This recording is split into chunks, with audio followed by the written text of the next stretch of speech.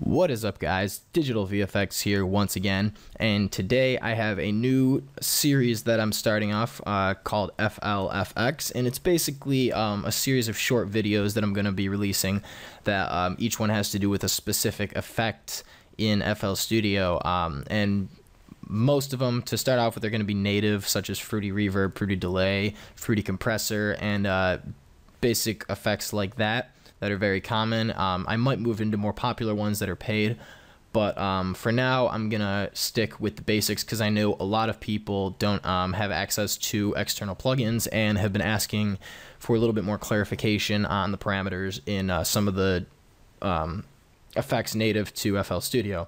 So I thought I'd get into that, and if you know about my videos before and you have followed me for a while, you may know I posted a video the other day having to do with the exact same thing. I was supposed to start off the series with that video, but the audio got messed up and there's a couple mistakes that I made in the video, but the information was still good, so I decided to upload it. But after watching it multiple times and noticing more and more mistakes, I decided to just restart with it, and I decided to restart the series with the mixer instead of Fruity Reverb, which was the focus of the last tutorial.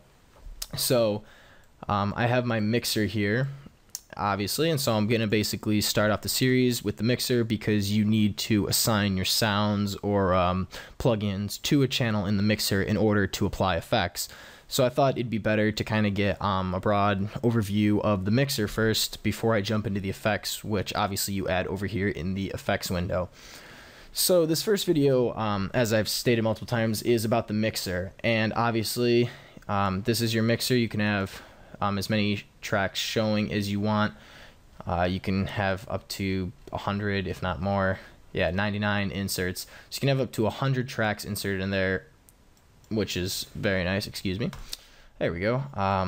The mixer button to get it on and off is right here in the corner. It is the very rightmost button in this little section of 5 buttons, which is the playlist, the piano roll, the browser, the sequencer, and the mixer. So there's the mixer. The hotkey on there, it says, is F9 if you were wondering for hotkeys, but normally, oops, keep doing it again, but normally I just like pressing the icons up here.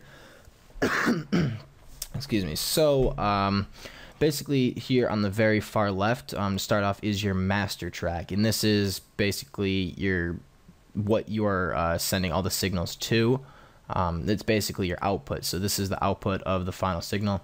You know, just so I can get some audio in here, let me just make a basic drum beat. 4 steps.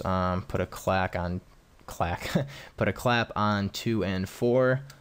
Same thing with the snare, and then can do a hi-hat in between. So it's gonna be very basic. I'm gonna hold left click and drag down these little lights so they all select. And now I'm going to right click on insert one, view or link selected channels starting from this track, not to this track. So basically I just linked those 4 tracks that I selected, all 1 through 4 on the inserts on here. So as you look down each channel, you have the pan, which is all the way right or all the way left, whether you drag up and down. You can pan different effects or different channels in there depending on the desired effect you want. Here is the fader for that, also known as volume, so you can affect that. Right here is the stereo separation, whether you want to merge the channels together or if you want it to be 100% separated. That would having to do with mono and stereo, whether it be 1 track or 2. And if you move down, here's the reverse polarity, which basically flips the waveform mirror image, so it can cancel out certain phase issues if you need it to be phased 180 degrees, which is essentially the same effect as reversing the polarity. Don't get it confused with reversing phase though, because it's only the same thing if the phase is 180 degrees out of sync, or out of phase, I should say. Here is the swap left and right channels. If you have a stereo mix that you kind of want the left and right channels to be on opposite sides for whatever reason. Again, all comes down to very circumstantial things in your mix depending on what you would want to put in. And So now that we have the kick channel selected, I'm gonna move over. Maybe I can shrink this down so it's a little. Whoops, did it again. So so it's a little easier to see. Maybe not that far. There we go. So now, so you won't get confused with the other unused tracks. As you can see, we have a master track, a kick track, your clap, basically the percussion that we just added, and then you have these send tracks. And if you know anything about recording consoles, whether it be analog or digital, the sends are what would be kind of like the routing matrix to the group outputs. So it'd be used for grouping different things. So let's say I want to get a basic mix down, so I'm just gonna throw these and listen to it. So there you have a basic kick beat. So now, or drum beat, I should say, but you see this little icon here is lit up, and that says sending from kick. So now, since you have this kick selected, you can send this to a send track. So you can go here and turn that on, and you can turn this up to how much you want to enable this send, and that's how loud you want it. And I'm just gonna put it to 100% right there. So as you can see now, now the kick is 100% sent to this send track. So now if I select the clap, you see the knob reset back to 0 because I'm not selecting the kick anymore. Now it's how much the clap is being sent to this send.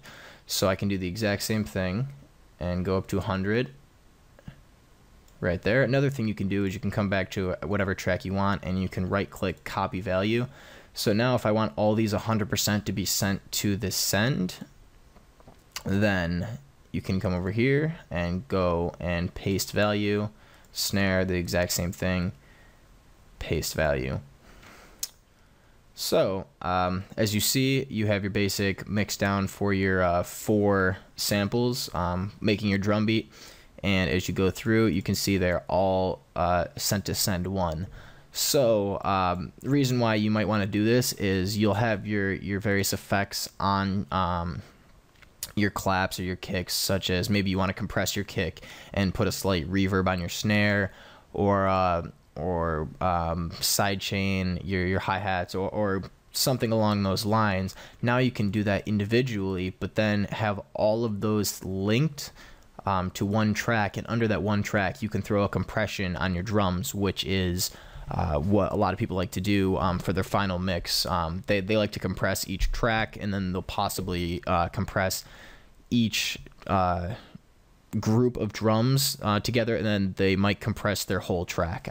This is not exactly what everyone will do, but it's just something to consider, and it has been done in the past. So now that you know how to send it to a specific track, down here is the track latency compensation. And what that is it will compensate for any latency, which is lag between plugins or controllers. So it will you can set it to as it offsets the delay, I guess you should say. It starts a plugin a little bit ahead of time or behind time, depending again on your situation, and it can compensate for that lag when you're inputting notes into a plugin through a MIDI controller or another plugin. And underneath that you have ARM disc recording, and it's essentially you just select that, and it arms the track for recording. If you were actually, instead of using plugins for digital, if you were recording real instruments, that's what that would be for. And this box down here, I don't particularly use it a lot because I prefer using plugins in here, such as the EQ, the parametric EQ, or other phase options. I guess I would all do that in adding effects and using their parameters. But if you don't particularly like that style, or like external plugins, and you want it to be quick and easy, they do have this EQ built in. So as you can see, I just added a low pass filter, and you can automate these as well. Obviously you can see that, and you can adjust those 3 parameters. So it's basically a basic EQ, and you have different parameters, so you can adjust bandwidth and amplitude, and can set that as a narrow bandwidth or a wide bandwidth. And so you have this kind of like very basic parametric EQ that has frequency, amplitude, and bandwidth, which is what makes it a parametric EQ. On this side, you have volume of that track. As you can see, as I move it down here, it corresponds to this knob over here, and vice versa. So you can see the relationship between that, obviously. And up here, you have stereo separation. Again, it's going to correspond once again to this knob right here. I don't like any of the stereo to be separated. And underneath, you have the panning. Again, same parameter as this. It'll move with the same adjustment with that level. And input, that's just if you have an external. As you can see, the I have nothing selected, so when I click on it, it brings up the help guide to get that set up. But it's pretty much an insert for when you're recording. Excuse me. So like I said, with the ARM dist recording, you select that, and that would have to do with recording something through that track. And again, output, it's the same thing but the opposite, where you want that track to go. For the most part, you're going to be using the same output device, being your sound driver or whatever interface you have. But again, if you need a separate output, that could be used for that. And I think that's pretty much it for the mixer. Just comment any questions if I missed something. Obviously, use this to slide through. And there's a bunch of different effects or options. If you don't know where the knob is, a lot of them can be in here. And you can basically alter various parameters, such as like icons, and create a submix. And you know, there's basically, if you don't know how to do everything by right-clicking, getting the different options, you can do everything by this drop-down box. And that's a lot of the options that it's but yeah, I guess that's pretty much everything. I don't know if I missed anything. But again, just like what I just taught you, you can send like this master to a second send and use that then. And it also helps to rename. So you could do this like, you can send that to drums. And now all those drums that we just made are being sent to that one, and you know, you can throw effects on or whatever you want. So again, this was a little bit of a longer video. Expect the later ones to be a lot shorter than this, maybe between 5 to 7 minutes, but this was a little bit longer one because I had to do it the whole mixer. But I thought after releasing that video the other day, I think this would be a better start to the series when I put it into a playlist. And if you were to watch them all the way through, it starts with the mixer and then builds on from there. So I hope this video helped. Remember to comment, rate, subscribe, throw down any questions you have, tell me if I missed anything, and I'll make sure, if it's a legit question, I'll make sure to get back to it. For some reason, I've been getting a lot of just comments and emails about like, get me these plugins for free, and I purchase all of my plugins, so I can't get you guys free plugins. I hate to say it, but yeah, if you have honest questions that are actually worth answering, then feel free to throw them down. And this has been a Digital VFX production, and thanks for watching.